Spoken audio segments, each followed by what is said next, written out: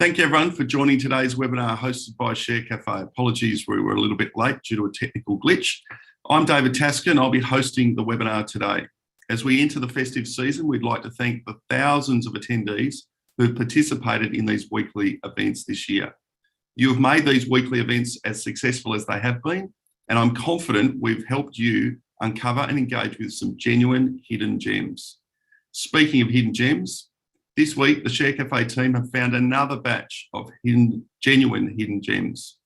While you may have tuned in to watch one or two of the companies presenting, I recommend you watch all of the presentations. It is the companies you don't know that could be that hidden gem you've been looking to invest in. Add them to your watch list and see how they perform over the coming months. And don't forget, as you're listening to the presentations, if you have questions, submit them using the Q&A function on the screen, and we will put them to the presenters for you. Right, let's get into our first presentation. First, we'll hear from ActivePort, ASX code ATB, which has a market cap of $39.6 million, almost 37, almost 40, sorry. ActivePort Group provides a software-defined networking tool and an SD-WAN to help companies run their technology their way and facilitate global connectivity. We welcome Karim, Nejaim, CEO. Karim, over to you. Thank you very much, David. Yes, my name is Karim Nejaim, and I'm the MD and CEO of ActivePort Group. And before I get into my presentation, I wanted to give a little background on myself, why I'm here and why I'm at ActivePort.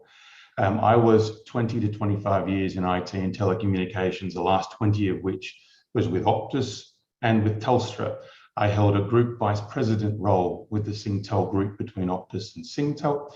And I finished up at Telstra at the beginning of last year, where I was executive director of product engineering, building all of Telstra's products across all technologies and across all segments. And I decided to get out of large corporate and do some board roles.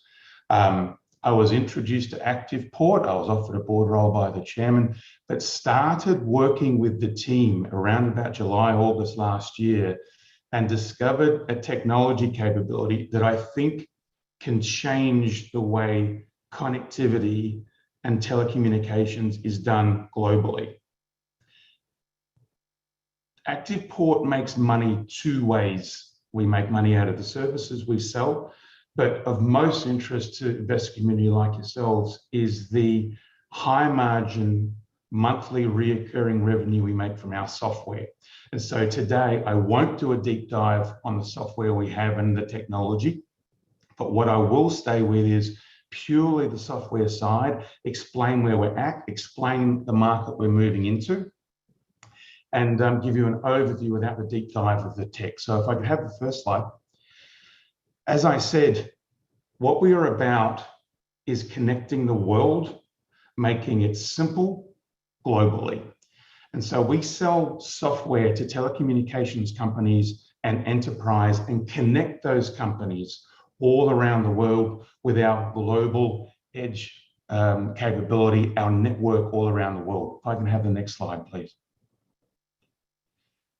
To give everyone an idea of the market we're playing in, as David mentioned in the introduction, we produce software for orchestration.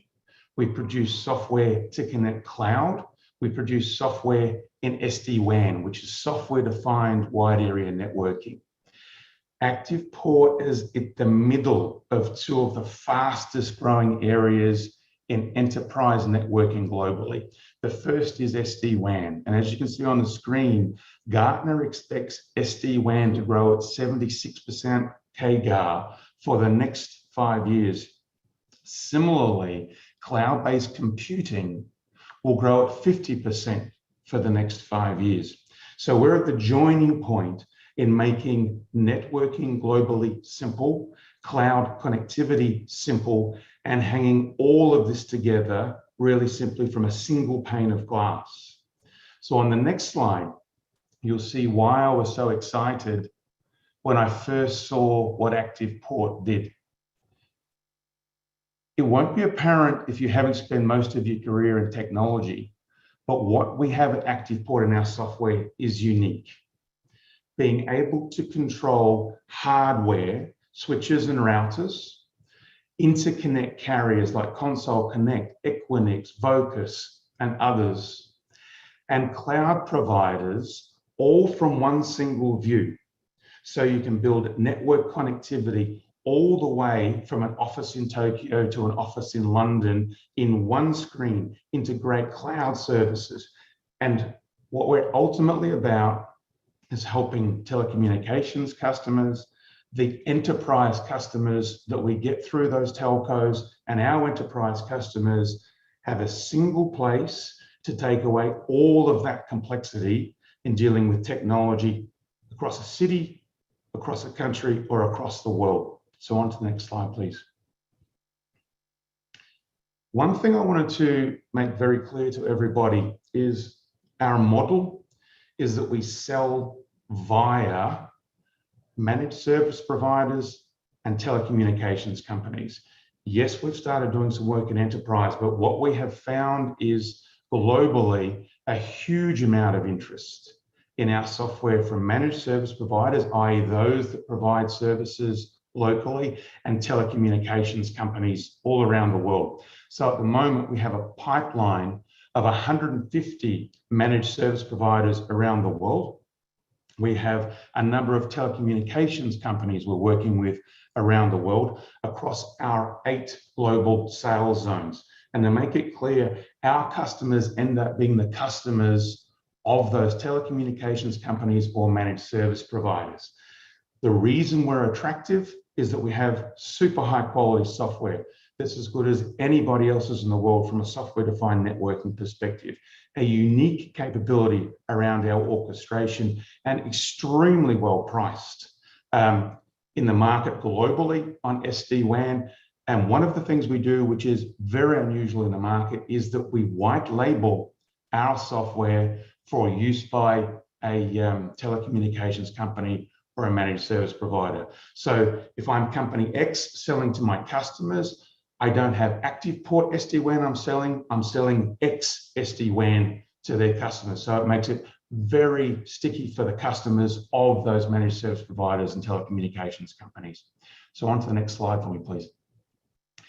One of the things that we found as we started working on our software and selling it was that we had to move very quickly to a position where we could deliver anywhere in the world.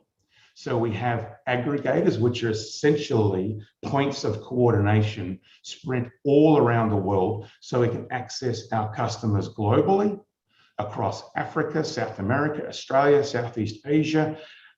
These points of presence are unlike some of our competition in that they are cloud-based routers, essentially, or cloud-based management points. We can turn these up and down in a matter of hours and put them near our customers where required. We very quickly found out we had to move to a global footprint, and quickly. On the next slide, you'll see how we're utilizing that global footprint. So one of our key partners and a company through which we are selling our SD-WAN product is PCCW Global. PCCW Global is a key partner for us to get all of that reach globally. And for those who don't know, PCCW Global is one of the biggest carriers and telecommunications companies in the world.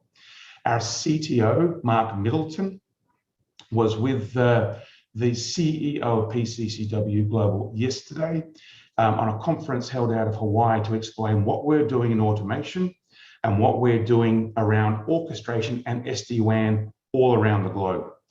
Radian Arc is our present biggest customer for orchestration in the world. Radian Arc are rolling out their edge gaming capability globally now, and we have our software coordinating that for the gaming platform all around the world. And they're also helping us with sales into Asia and into North America. But on the right-hand side of the slide, you can see we have an increasing number of partners that we're working with through Southeast Asia, South America, Africa, USA, and Oceania. And to just reiterate, we sell through our partners, through these managed service providers and through these telcos to get our software out and used by our customers worldwide. The next slide, please. So over the course of last year and into this year, we had an increase in our software sales of 162% annualized, up from our FY21 numbers. But what we are seeing inside ActivePort Group now is an increased number of partners signing up to sell our software in Australia and around the world. And as you can see from this graph, we're starting to see the hockey sticking effect of customers, potential customers and partners coming to us, doing a proof of concept with our software, seeing what it is capable of doing, and joining up with us to sell our software to theirs. So in Australia, we have 17 partners joined up with us now. That's expected to grow for the rest of this year and continually through the rest of FY22. But we are deploying our SD-WAN and orchestration software in 14 countries around the world right now. So the good thing for us is that the revenue associated with these rollouts will increase over the course of the rest of this financial year and the financial year beyond. And I'm proud to say a very, very small number of our potential customers have come back to us and said, no, we don't wish to pursue a deal with you. We have a very, very high percentage of turning on customers once they've seen our product and once they've seen a proof of concept. So in my last slide, I wanted to go back to the overall, second last slide, our overall position. We have, as I said, services revenue and we have software revenue. Our services revenue is going very, very strongly and very much underpins the company as we grow. We had a very, very strong start to the beginning of the financial year with a bit over $1 million in October. And that's expected to grow as per the graph you can see here through the rest of this financial year. And we expect to do at least in line or outdo the services revenue component for managed services providers in like markets in Australia and around the world. But that forms a strong basis for our revenue growth as our partners sell our software into their customers. So the last point I'll make, and on the last slide, if I may, just to reiterate, using our software, customers create connectivity, integrate cloud services, manage their hardware on a local, national, or global scale, all from one screen, all from one single pane of glass. And for our customers, what they get from that is simplicity, agility, speed, lower costs, and an opportunity to turn on new revenue streams. So that is ActivePort Group in 10 minutes. Brilliant. Thank you for that. That was a great presentation.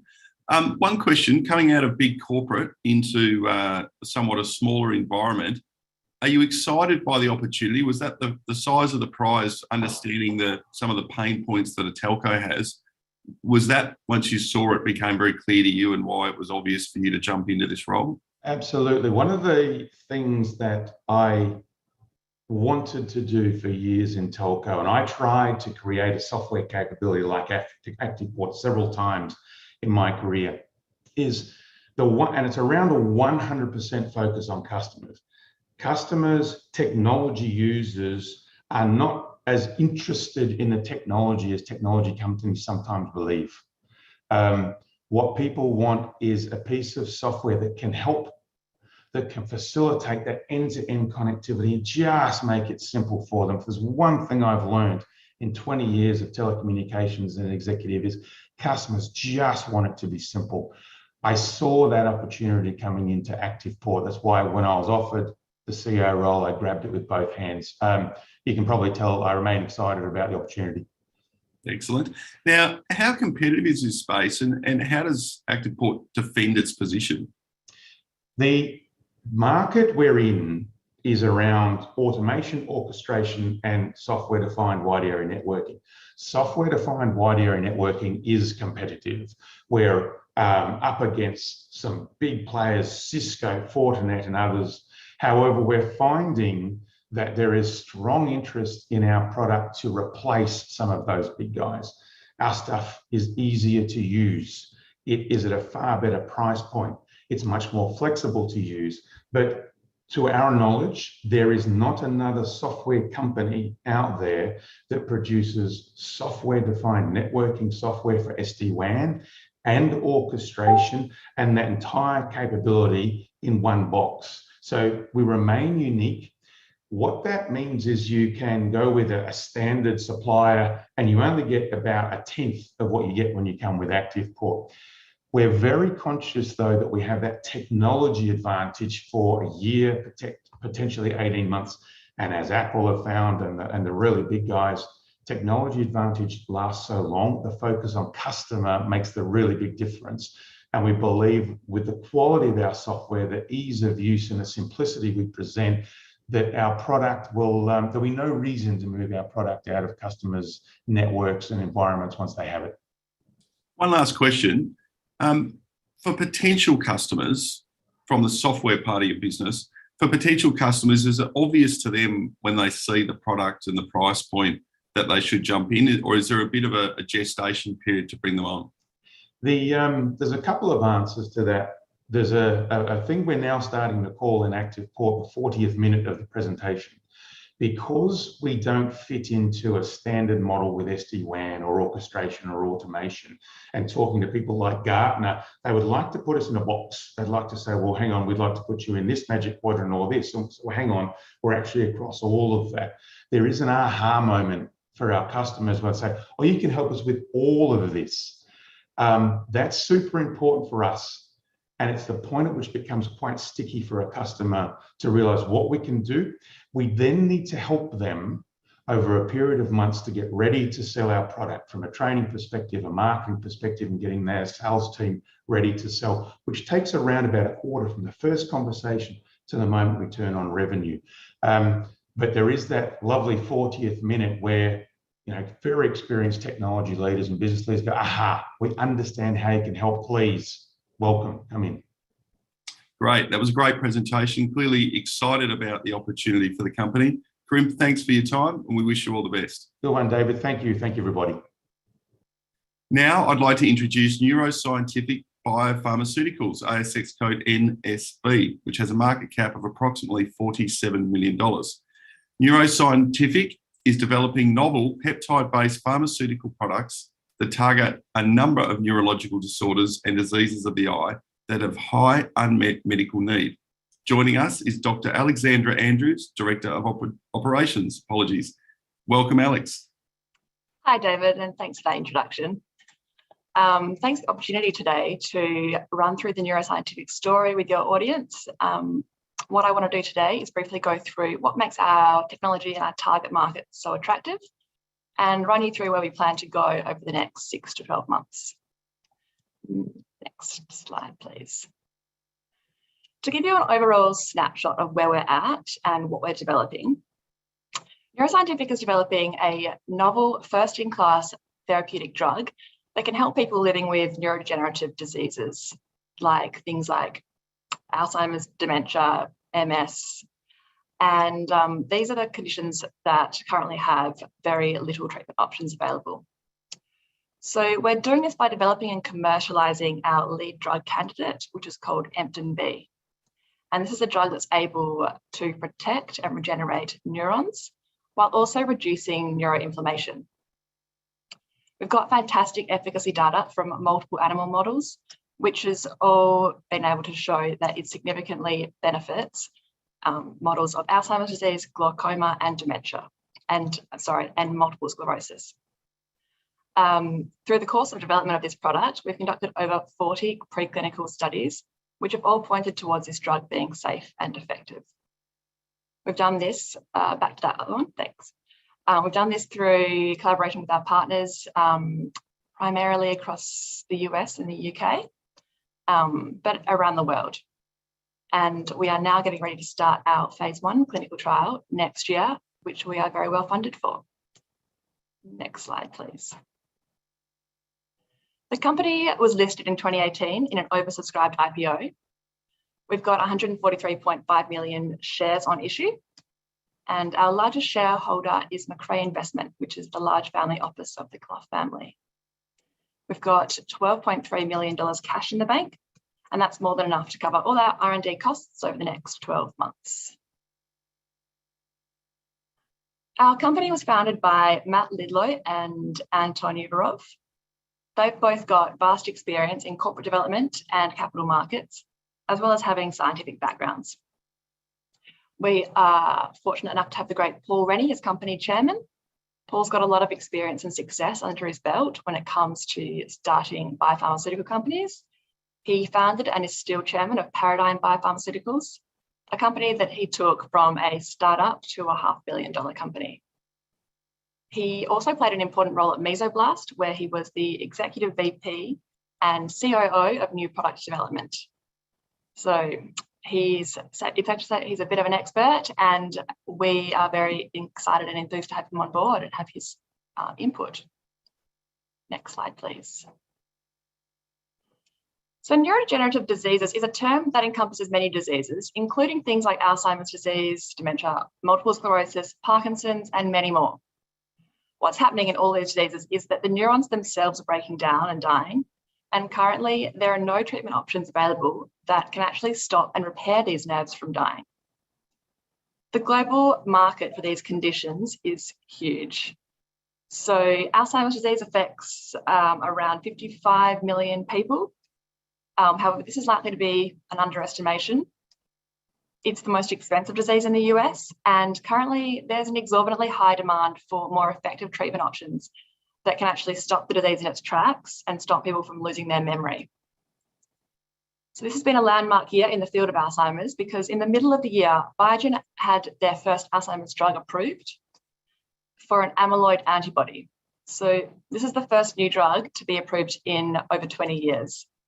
And as a result, we saw Biogen's market cap soar.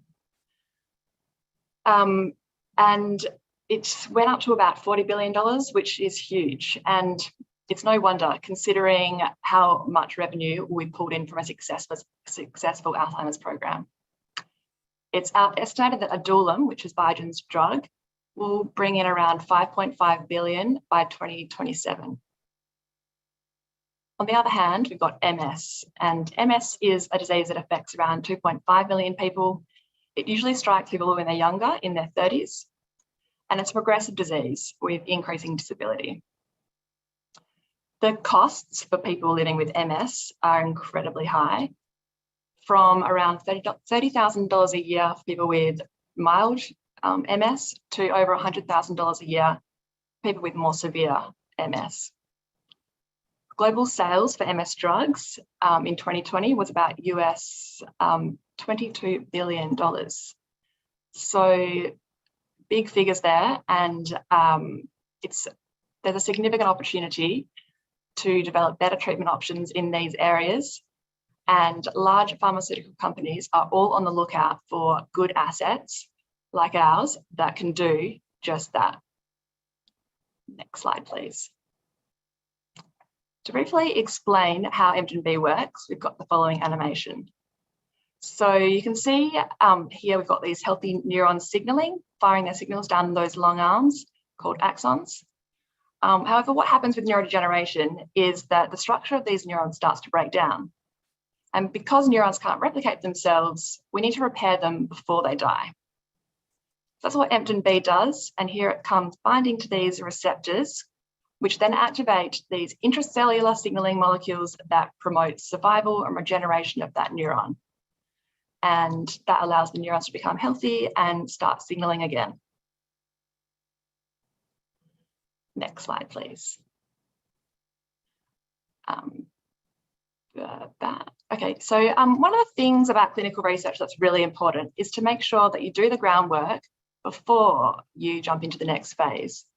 So we have conducted over 40 preclinical studies that have all added to our body of research around Emptinbe. And the data so far has been incredibly promising. So we've been able to show that Emptinbe is able to reduce neuroinflammation, it regenerates damaged neurons, and it's highly neuroprotective. And in animal models of disease, we've shown that it's able to rebuild the myelin in our multiple sclerosis models. It improved cognitive outcomes in Alzheimer's disease models, and it improved the condition of the optic nerve in a glaucoma model. And this is all accompanied by advanced safety data. Next slide, please. Our preclinical program is due to complete soon, allowing us to commence our phase 1 clinical trials in healthy human volunteers early next year. The first trial will be centered around capturing safety data for our neurology program, and it will consist of around 90 healthy human volunteers who will be recruited through our partners at Lignite Clinical Research, based in Perth. Our preclinical IND enabling work in the ocular indication are due to complete late this year, and clinical trials in glaucoma patients are expected to start next year, early next year. So as many of you who have been following the story for a while will know, there have been some delays outside our control. However, we're very pleased to start these 2 clinical trials next year. We're very well placed to do so. As a company, you only get to cross this threshold once, where we are transitioning from being a preclinical company to a clinical stage company. And that's a step that we are very excited to take. Next slide, please. We're pleased to have attracted some of the top research partners from around the world, and we've got an outstanding team of scientific advisors with extensive experience running clinical trials. So it's great to have their input and have them on board. Yeah, next slide, thanks.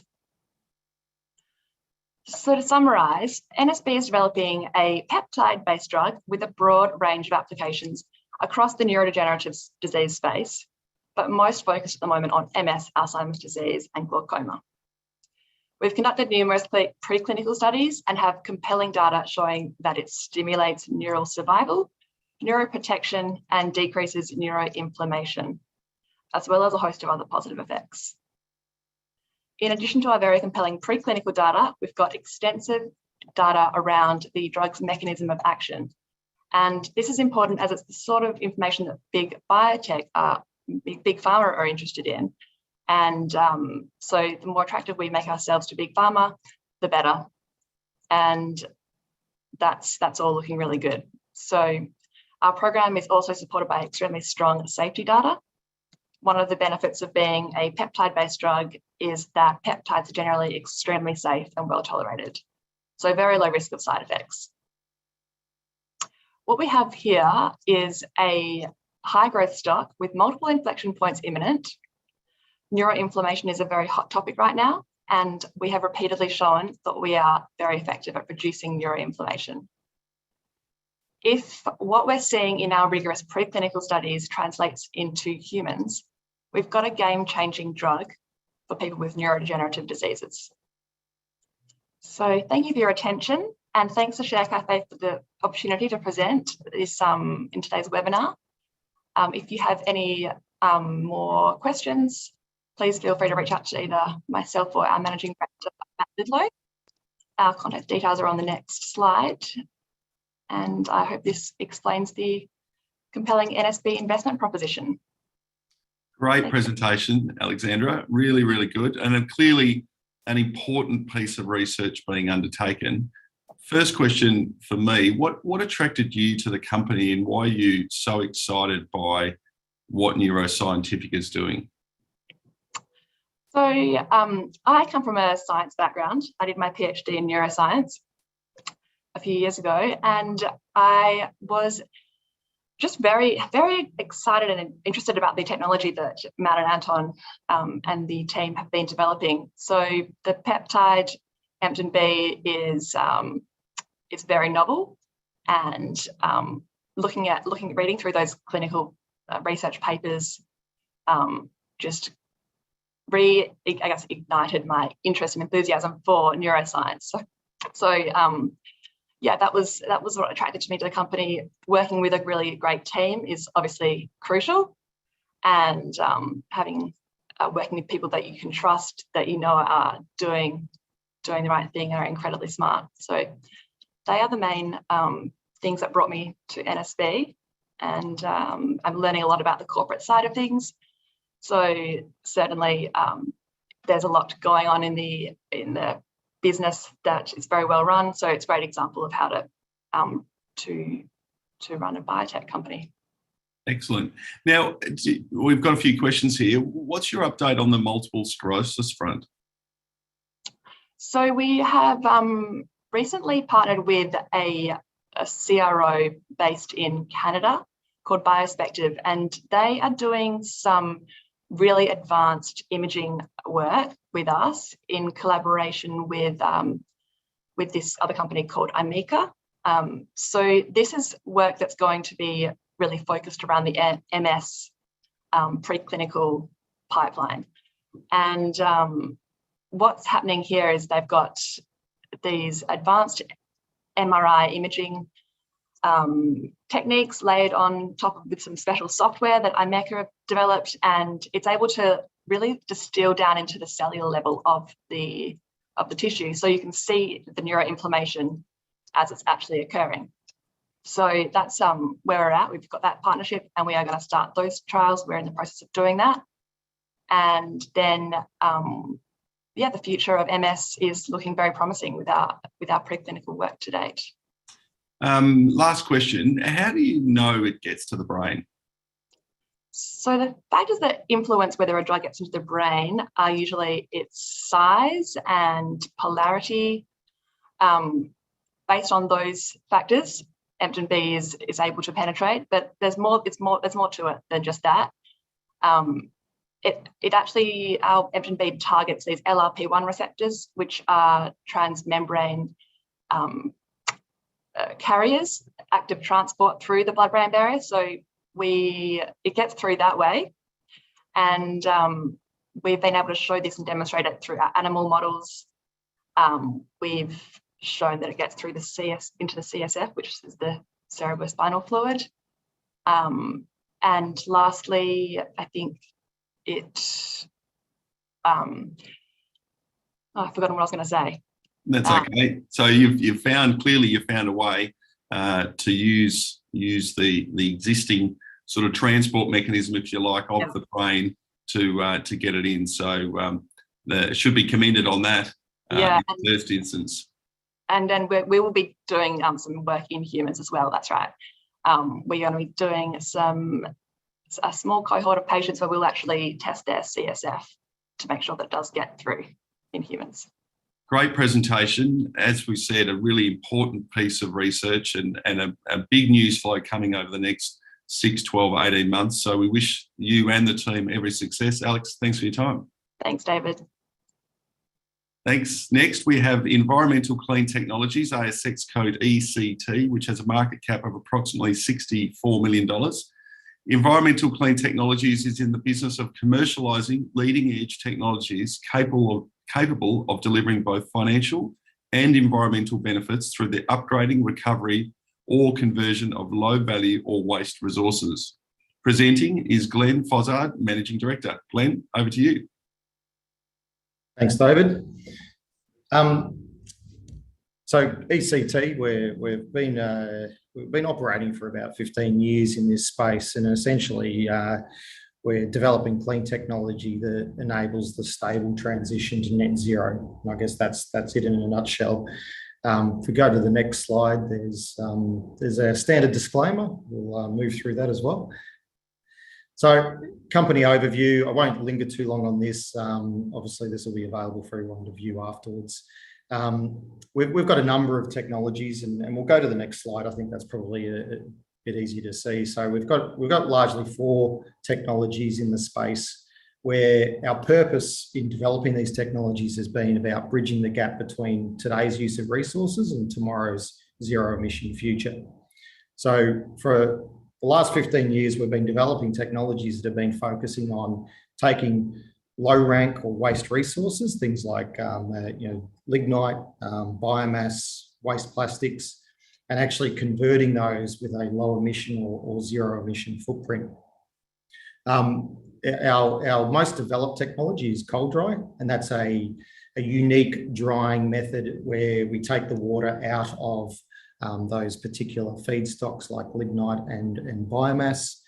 That's really important. It sounds really simple, and I guess in a way it is. It's just no one else has been doing it, where we apply low-grade heat so we don't combust anything. In all of the technologies that we apply, we try to keep low temperature. We try to use catalysts. the aim of the game in all of this processing of low rank materials is to not allow the carbon to become gaseous. And obviously high temperature tends to have the carbon become gaseous. We like to keep the carbon fixed and physical. That way it's a lot easier to control, and it means it's not contributing to CO2. We've been listed for a while.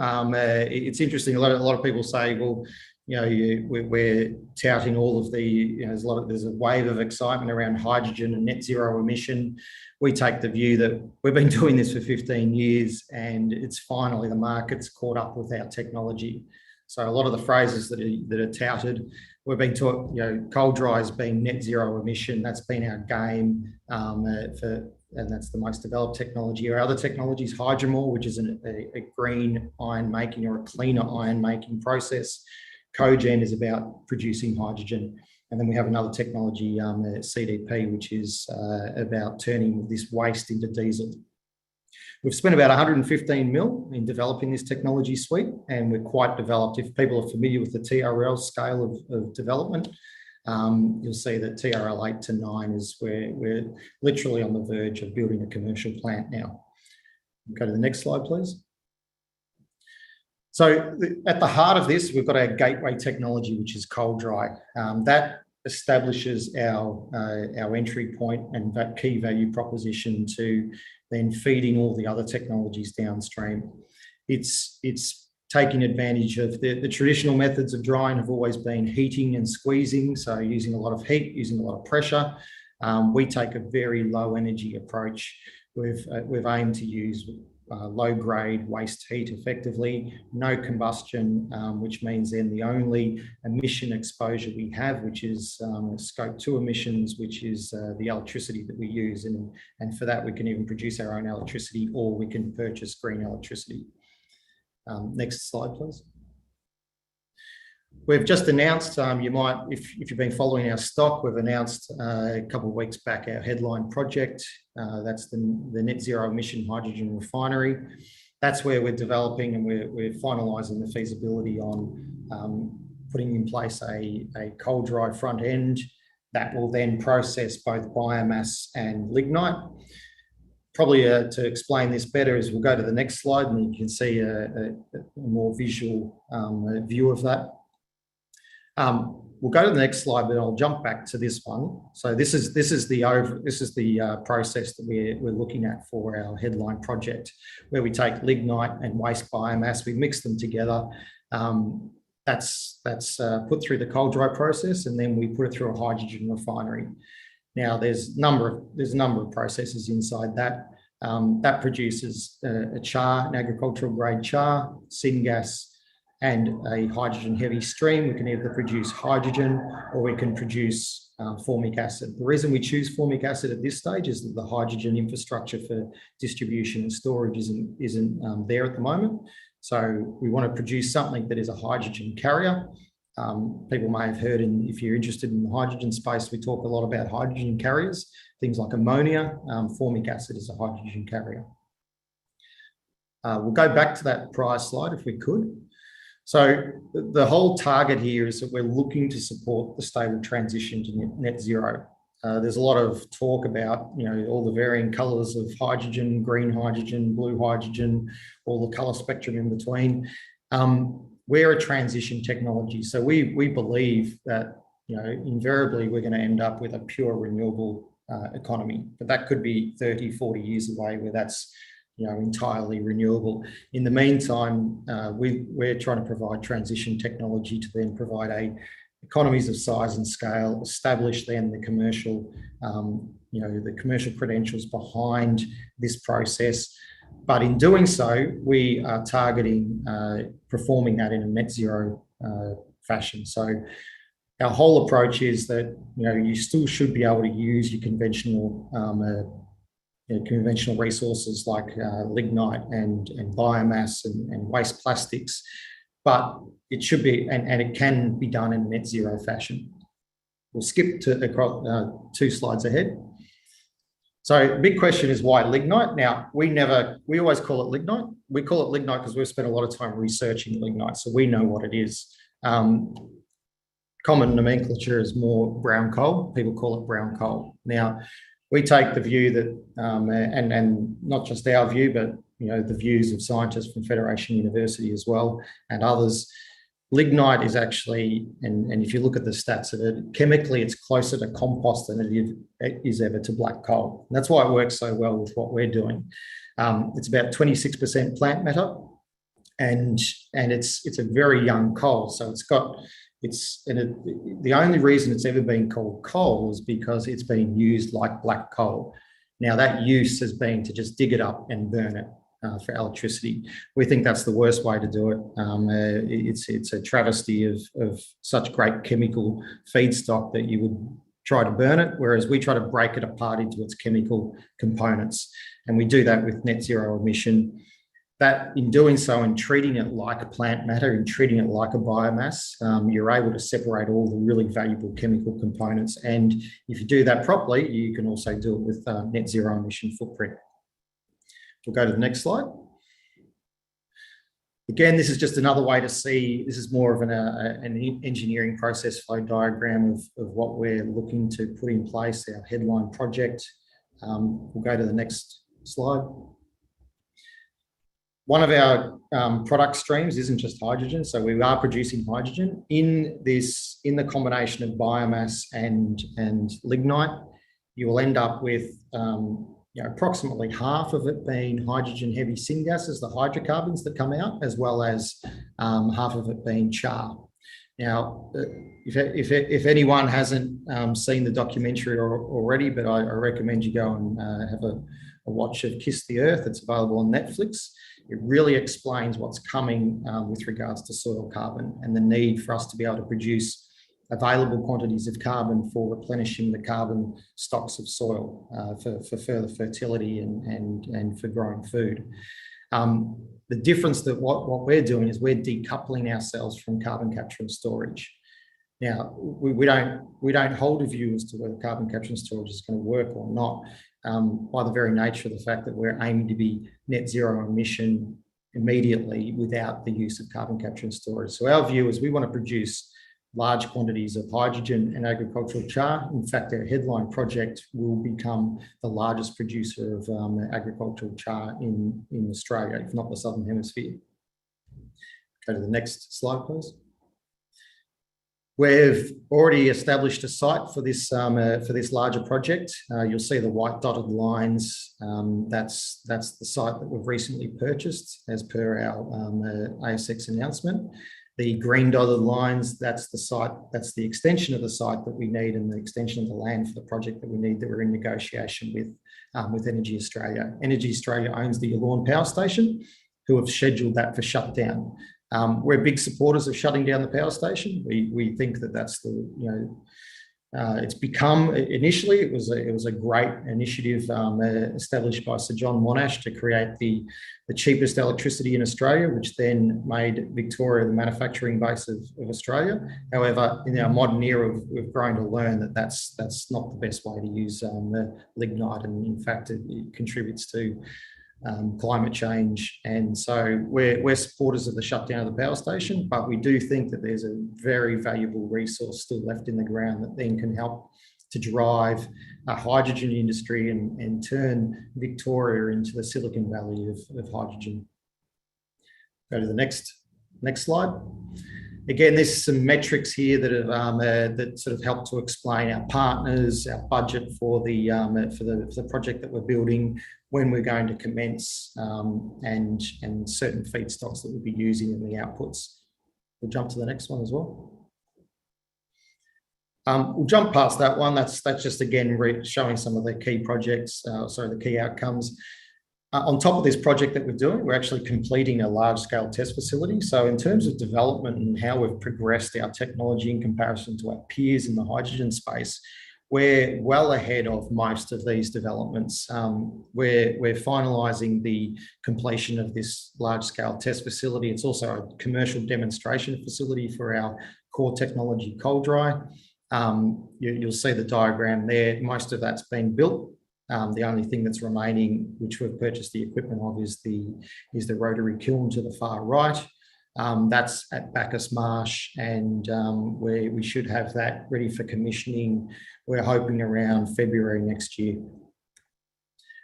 Next slide, please. Quick corporate snapshot. We've reinvigorated our board recently. We've got a great chairman, Jason Marenko. He's got great credentials. And we've got also two other directors, Tim Wise and James Blackburn. Ashley Moore is our chief engineer. We're a market cap at the moment of about 65 mil. And yeah, we're pretty excited with the fact that the market wave of excitement around hydrogen and net zero emission has finally caught up to the technology we've been developing for the last 15 years. So it's great. Glenn, and on that note, and as you say, you're sort of, the wave is rising just as you're hitting that go decision. So while the technology's been advancing over a period, as you mentioned, how serendipitous is the green thematic coming in just at that time when you need it most?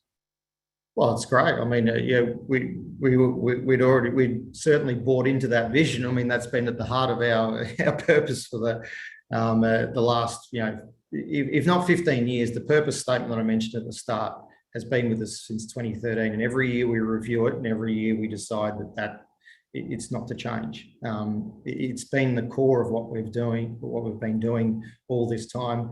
So yeah, we felt that it was always going to come eventually. My background was Macquarie Bank in structured products, but then I became a ESG stockbroker in the early days, and back then, no one cared about ESG, but it was something you could see, the triple bottom line. It made sense. It had to happen. And here we are today, where it's all locking and loading for everyone. Perfect timing, as you say. Now, you call it a test facility, but how big is it, and what will some of the outputs be?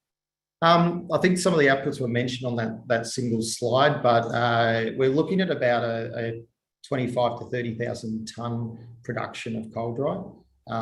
That would mean then using about 60 to 70,000 tonnes of lignite and biomass at the front end, and then that would translate into about 12,500 tonnes of char and the equivalent in syngas, hydrogen-heavy syngas. So when you have a look at, put that in the context of some of the other peers out there sort of developing their demonstration projects where they're talking, hundreds of tonnes, or, we're at that end where that is the last scale for demonstration before you go and build a commercial plant. And our headline project is to build a commercial plant. Now, we've clearly got some analysts on this call because they're asking very technical questions that I'm hoping you can answer. Will the COH-Gen technology be scaled up in Bacchus Marsh or on-site in Latrobe Valley for H2 production? It's highly likely that we'll scale it up first at Bacchus Marsh. I mean, that's the purpose of Bacchus Marsh. It is a broader site for R&D.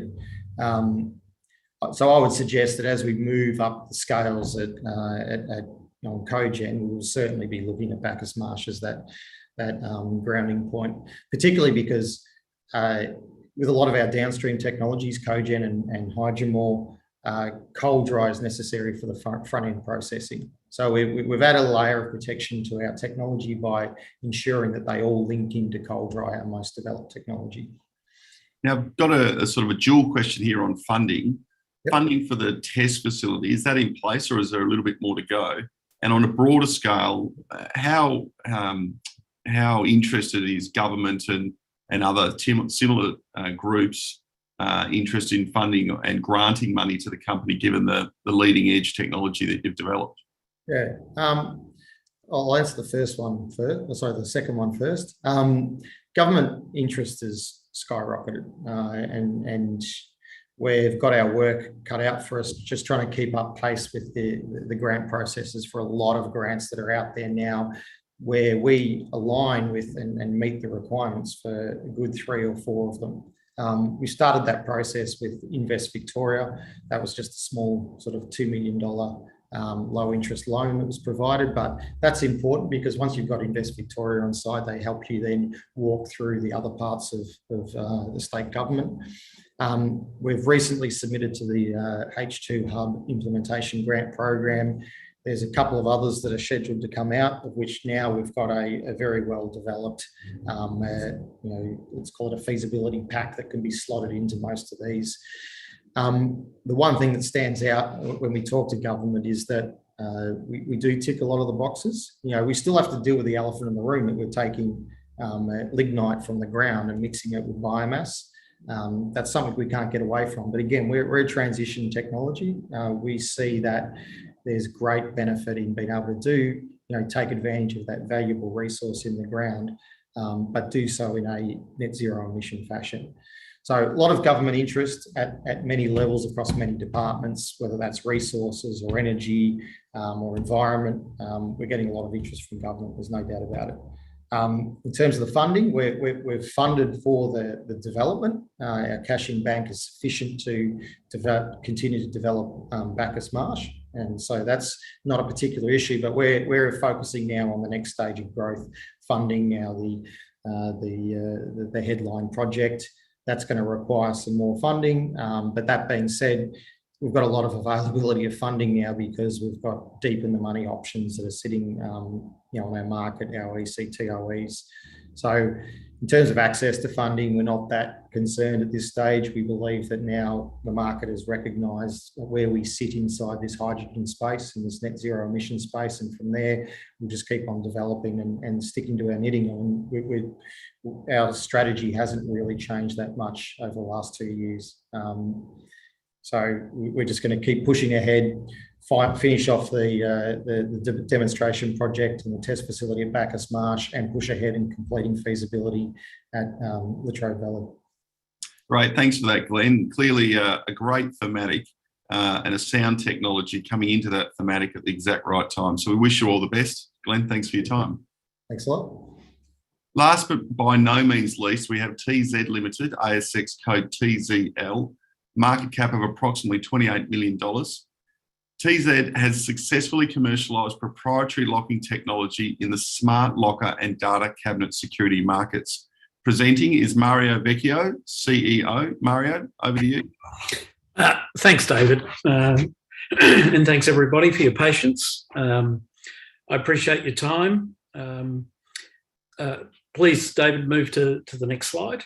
I'll give everyone an update on TZ and where we're at. Standard disclaimer, I won't go into that. In a basic nutshell, we are an engineering software company centered around access and control of physical spaces. And that's the core premise of what we do, and I'll explain what that actually means in a moment. So next slide, please. TZ make physical smart locking devices and software that manages large-scale environments in that space.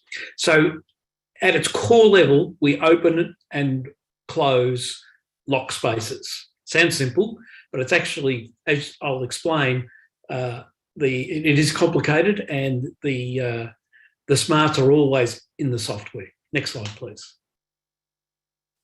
The good news about TZ is that around 60% of our revenue comes from the US, and we have the bluest of blue chip companies. So companies like Apple, Microsoft, Google, Juniper, Cisco, Netflix. I can go on and on with the type of blue chip customers that we have, and that's a testament to the technology. To try and get your software and your technology into these big tech companies, there's no easy feat, and we've been able to do that and do that at scale. So it really is a testament to where our technology is at right now. Next slide, please. I'm going to go through use cases. I'm only going to pick one of those use cases, but you can see our use cases from day storage, from asset management, postal retail. Universities are quite large for us. Health and medical, Alex, if you're still listening, is very large for us in chain of custody for large-scale health labs, first responders, and obviously data centres. Next slide, please. One of the first steps that I did when I joined TZ is because we make our own locking devices, and those devices are patented worldwide. No one has anything even close to what we have from a technology perspective. However, we still are a very small part of the overall smart locking market. And so what I did is I've opened up our whole software platform for the global smart lock vendors to come in and get access to our TZ core. And just to give an example of that, we recently won a large project at Netflix in their Silicon Valley location. And they were using someone else's smart locking technology. Software couldn't do what they needed to do. They invited us in. We showed them what we're able to do. They selected us. And now that partner who supplies other locking technologies has taken us into new and further opportunities of customers that we would never have addressed before. So opening up our software has been quite critical to the success of us growing our business quicker than we have been. Next slide, please. And this just shows our Device Connect software stack. We're getting a range of large global smart lock vendors and IoT vendors that are wanting to connect into the TZ core system, and that allows us new channels, new customers, and new revenue streams to market. Next slide, please. So at a software development level, at a product level, we are currently inundated with customer requests, and I'll explain what's driving that in a moment. We're inundated from customer requests about wanting new use cases, new changes, new features to our software platform for them to use in their businesses. And so we're scaling up our software development teams right now. I've just put in a new center in India and scale that up for a specific skill set. And at the same time, we're modularizing our software and simplifying the deployment of our software, so that as we simplify the deployment of our software, the more customers come onto our cloud, and we gain customers at greater scale. We're also modularizing our software so that therefore we can charge for features instead of entire software stacks. And so that's another piece we're doing. The other thing that we're doing is we're migrating from a perpetual license environment to a software as a service license. And that was the first thing I did when I joined a bit over a month ago. All the perpetual licenses are closed. We've discontinued for new customers. Obviously for existing customers, that's different. But we are in the process now of migrating customers from perpetual licenses into software as a service licenses. So therefore, annuity revenue streams. And we're doing that in two ways. Firstly, all functionality that gets built on our new software stack is only software as a service, and none of the new features migrate back into the perpetual license stack. So if they want new features, if customers want new features, they need to move to the new software, and ultimately we'll take our existing perpetual license software to end of life and migrate our customers over to SaaS licenses from there. The Device Connect I've already talked about, and then we're investing in our UX and UI platforms once again for ease of use, for simplicity, and once we when we get better and better at that, we find that we get more and more customers coming into our environment. Next slide, please. Sorry, I already explained this. But the existing model was perpetual licenses, one-off fees, and I'm sure most of you are aware today that what a multi-term software license, SaaS license model is. And we'll have three models of that. One will be customers could take a 12-month software license, either paid annually in advance or quarterly in advance. They can take a 3-year license or a 5-year license. So that's how we're migrating our existing customers to a SaaS service. Next slide, please. Our device business will continue to remain in the device business, but will only develop high-value devices where we can maintain a margin of over 50%. Our software, on an annuity basis, our margin will be maintained at around 80%. So we see that these two assets that we have are high, not only recurring revenue, but high margin parts of our business for us. Next slide, please. This slide, I've split this up. This slide is our APAC business and what's happening with our annuity licenses and where we're at with our annuity licenses and the expansion that we're seeing in our pipeline. If you go to the next slide, I've separated out the US separately because it is, as I say, it's about 60% of our business. And this is something that won't be difficult for us to transition our customers to. Many of our customers invented software as a service. The US market is well tuned to software as a service, so we don't see any pushback from our customers on that. Next slide, please. These are recent software as a service sales only, so software contracts only. So Netflix, which I mentioned earlier, Apple just did a large upgrade. We just won a contract at Starbucks, CSL here in Melbourne, and Chevron for Asia Pacific. We've won a large contract with them as well. So you can see that our customer base is very blue chip customer base and a large corporate customer base. Next slide, please.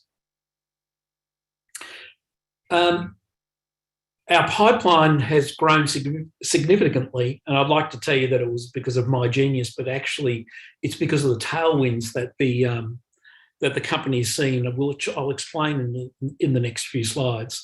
But this is just an example of some of the companies that we're in negotiations with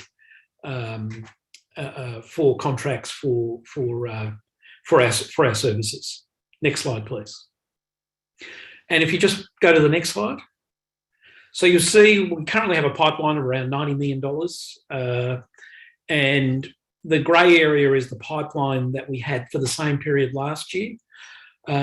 And so our pipeline has grown by about 400% over the last really 6 months, more than probably closer to 12 months. So I'll explain why that's happened and why we've got those tailwinds. Next slide, please. And that is because change is here, and the change was already happening, but it got collapsed by COVID. And let me explain the key areas that COVID collapsed the speed of how that change happened and how it's impacted our business. Firstly, e-commerce. We all know e-commerce. It is absolutely mainstream. It's not going away. The more e-commerce that happens, the more business that we get from our customers. The next slide, the next is the hybrid workplace or agile workplace. And this is where we put lockers into corporate offices. And I'll give you an example. One of the examples is Westpac in Sydney. So today, if you wanted to if you're a Westpac employee, you wanted to go into Westpac, you actually have to book in through their reservation system. And once you've booked in through their reservation system, you are then assigned a physical locker space where you can put your assets and keep your assets. You'll be assigned a desk, perhaps a meeting room. If you're having a meeting, you'll be assigned access in and out of the building. You'll be assigned to particular IT services. Once you're there, once you're gone, all of those services get disconnected until you come back again.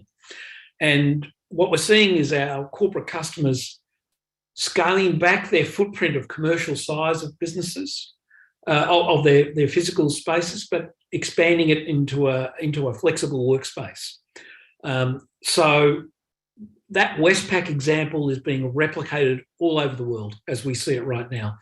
And the basic premise of that is we've all had to go work from home. A portion of us will stay working from home. I don't think anyone knows what that portion is today, whether it's going to be 10%, 20%. I guess time will tell. but the people, and some obviously need to be in the office full time for whatever their tasks are and whoever they work for. But there's a high proportion of people that will only go back into the office maybe 2 days a week, 4 days a week, 4 days a month, whatever it might be. So that agile workspace and hybrid workplace is a boom business for us. Having our software integrated into all of these corporate customers is the key advantage that we have with our customers globally. The next area is contactless and asset management. And let me just give you a quick example of this. We just did a deal with Westtrac and Caterpillar. Westtrac is the big Caterpillar dealer, the largest Caterpillar dealer in the Southern Hemisphere. And we all know Caterpillar because they make big machines for mines and construction and what have you. We work with them to take all of their spare parts that a human can pick up. So obviously they have spare parts that are very large and no human can actually pick up and take away. And we put in a process where their customers can go onto their app, buy whatever parts they need. Maybe it's a broken part, maybe it's a maintenance scheduled part. And they're distributing physical lock spaces, lockers and big caged areas across the country where their customers can say, I need this part. And it goes into the Caterpillar system, the order gets processed, stock gets allocated, the stock gets shipped to wherever the closest location is for them.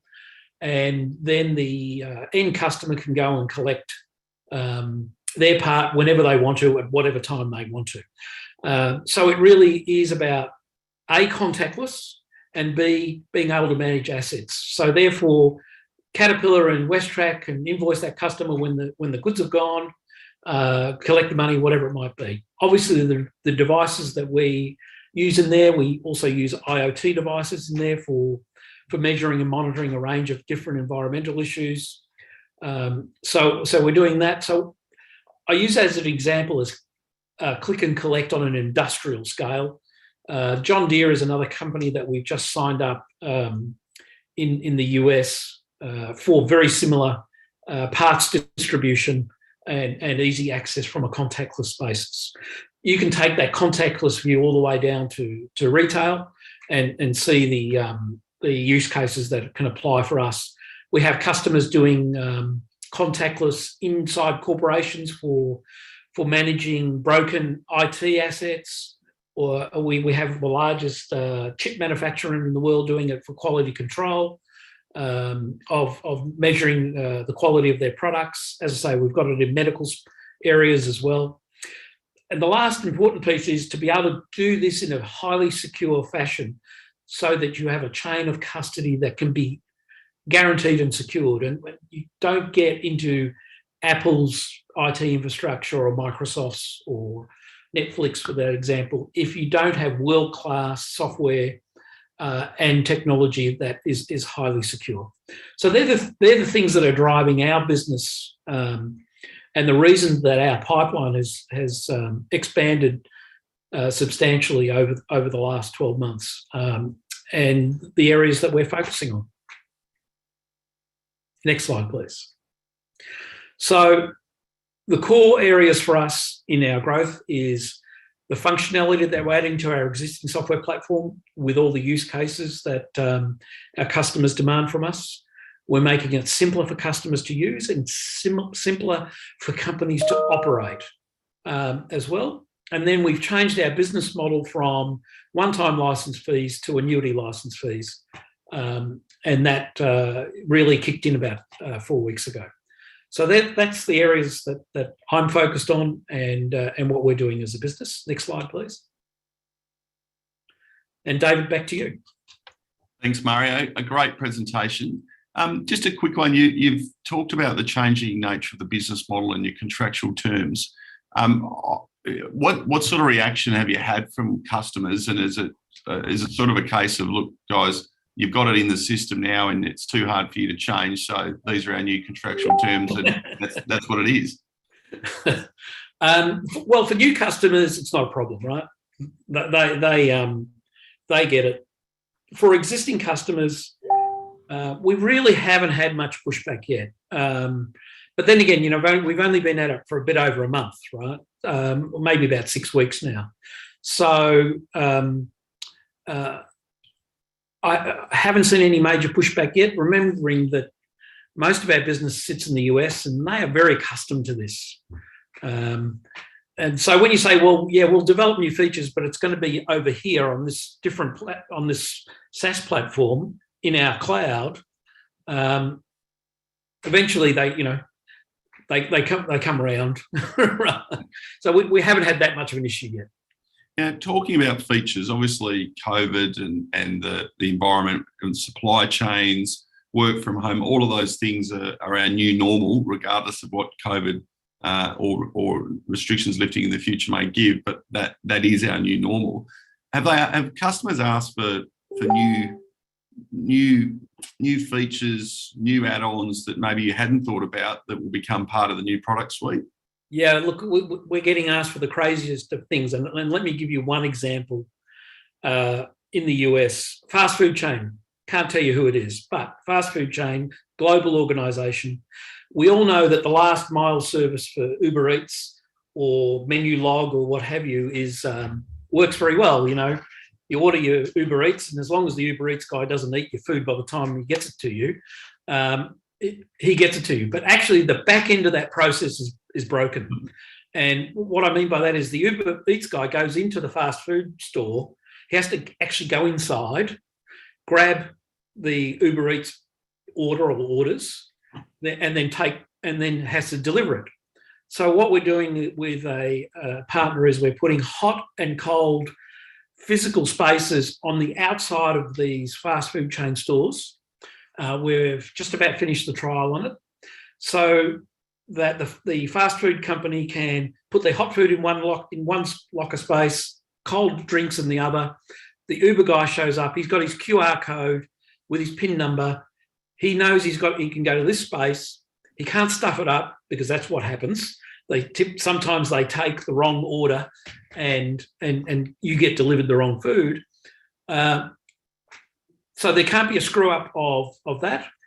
But also then the fast food company knows it's been delivered. There's no argument about whether it was taken or not. And also they know how long the food has been in that warm locker, because after whatever their time frame is, it needs to be replaced, right? Right now they can't really measure that. So that I find one of the interesting ones that's come out for us. But it is this whole, we all know the supply chain is currently broken around the world. But what's also happening is all of COVID has completely disrupted the logistics works. It's been an industry that's been pretty much the same for probably 40 years. But it is completely getting revolutionised right now. And we are a part of that. Now, obviously, I'm not asking you to give a forecast, but you talk to a pipeline. What degree of comfort do you have in terms of the ability for that pipeline to drop into contracted revenues? Yeah, good question. If I look at history, we typically close around 40% of what's sitting in our pipeline, but I'm getting more, basically, I'm getting tighter about what gets in that pipeline, and that will increase I'm hoping to get a close rate of over 50% in that pipeline coming into the new year. But traditionally right now it's around 40% of the pipeline. But I'm hoping to up that up through a number of different methods. And lastly, when you bring a group in like Netflix or Westpac, I assume they come in at sort of a certain level to test the system and make sure it works and delivers. But how have you seen historically growth within a brand once you've contracted a brand?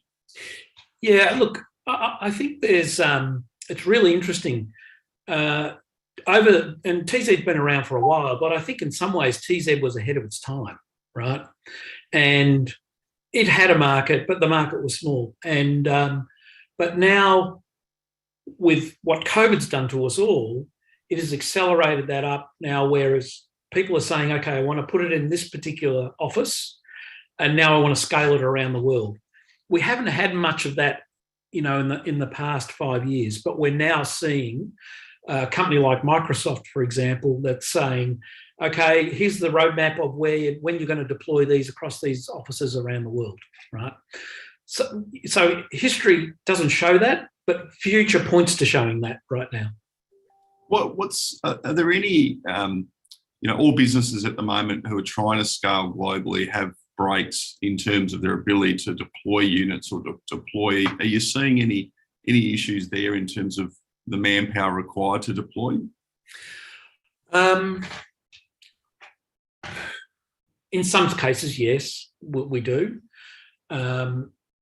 But we've got a pretty good network of installers and people who deploy all that stuff. And we get, and I'm intentionally moving the business out of that part of the deployment phase where we'll say, here's the software, here's all the devices, here's the electronics, because we've got a bunch of electronics as well. And you guys fit it into your office the best way you want. So, for example, Apple does all its own, in typical Apple fashion, they do it all. They just take all of our electronics, our software, our locks, and do the rest themselves, right? Which is fine by us. And so it's a mixed bag right now. But we are seeing, human resource constraints in different parts of the world, absolutely. Size of the prize massive. Clearly, COVID and the restrictions and supply chain changes have caused a business like yours to be pushed to the front of the queue when it comes to deployment of products and services.